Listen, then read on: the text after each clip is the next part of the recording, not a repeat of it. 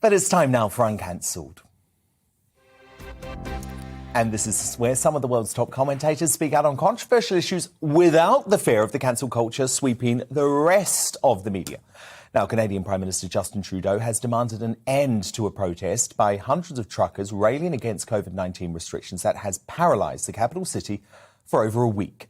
Ottawa remains blockaded by vehicles from the Brilliant Freedom Convoy, a demonstration which was started by truckers angry with vaccine mandates when crossing the US-Canadian border, and has morphed into broader protests against the draconian attacks on civil liberties. Well, after fleeing the city and going into hiding, claiming that he contracted COVID, Trudeau is back slamming the protesters. Here's what he had to say in an emergency debate in the House of Commons yesterday. Individuals are trying to blockade our economy, our democracy, and our fellow citizens' daily lives. It has to stop. The people of Ottawa don't deserve to be harassed in their own neighborhoods. They don't deserve to be confronted with the inherent violence of a swastika flying on a street corner. So many ironies there, given Trudeau has been accused of blockading Canada's democracy and stoking division himself. Interestingly, one of his biggest critics, a member of his own family, Justin Trudeau's half-brother, Kyle Kemper, joins me now. Kyle, absolutely fascinating to talk to you this evening. I know you support the truckers, but previously you've always had a good relationship with your half-brother, Justin Trudeau, as well. So how difficult has that been for family relations? You know, they say you can, well, thank you for having me on the show, Don. Appreciate it. Great to have you. You know, they say you can pick your friends, but you can't pick your family. And I really do love my brother, Justin, with all my heart. And I'm very grateful to have had him in my life and to have been part of my upbringing and lessons that he's taught me. But I feel like, you know, over the last, decade, we've drifted apart, like, you know, philosophically and politically, or really about like fundamental views on liberty and freedom.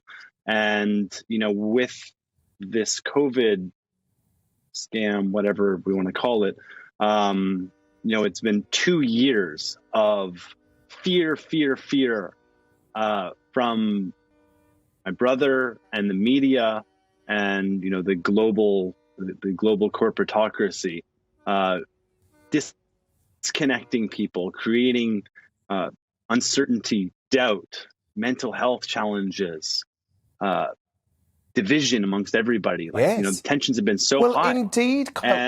So why? Why is your brother doing this? Why does he want to seemingly divide Canada? Have you been able to work it out? Well, I mean, I can have my own kind of philosophies on it, but it seems to be that's the script. That is, you know, he is representing a pharmaceutical agenda and a World Economic Forum, Bill and Melinda Gates kind of agenda that is decidedly un-Canadian, and it wasn't ever voted on. Canadians never voted for vaccine mandates, and you know, we've been disconnected. And this trucker convoy, most importantly, has created a sense, an opportunity for unity and for people to come together.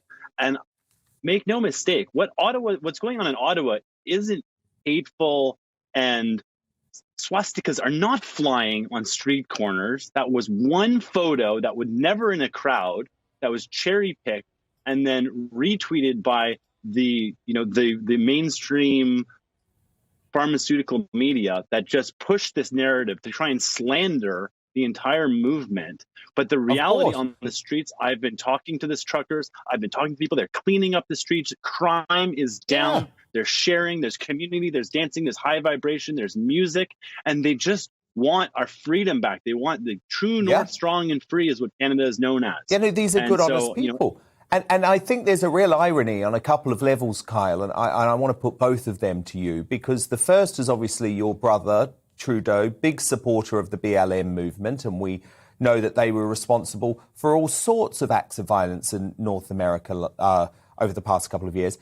Secondly, how do you stack up your brother's view on racism, given his past with blackface. Right. I mean, he's done some things that I'm sure he regrets and don't accurately necessarily represent him as a person.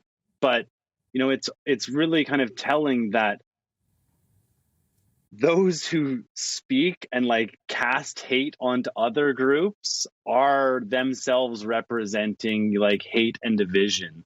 And by trying to dismiss or denigrate, a vast segment of Canadians who don't believe the lies anymore. They're done with the fear. They've woken up. They see that this is all a house of cards of lies.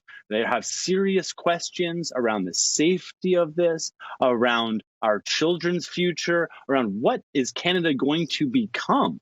And this has become a clarion call for Canadians to stand up and say, we demanding our freedoms back, and let's have a discussion. And one of the challenges that I think, Justin and the entire pharmaceutical corporatocracy has is you cannot debate.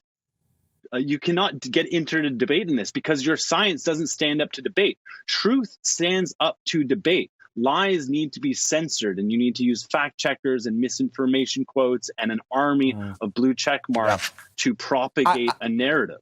Kyle, final question. Are you still in touch with your brother? I haven't talked to my brother in a while, but and to Justin, I say, I love you. I'm sorry if I'm causing you harm. Please forgive me. And I'm deeply grateful to you, brother. Okay. Well, look, you're the brother that I would want to hang out with. That's for sure. So please do come back. That is Kyle Kemper, the half-brother of Justin Trudeau, a freedom fighter very much.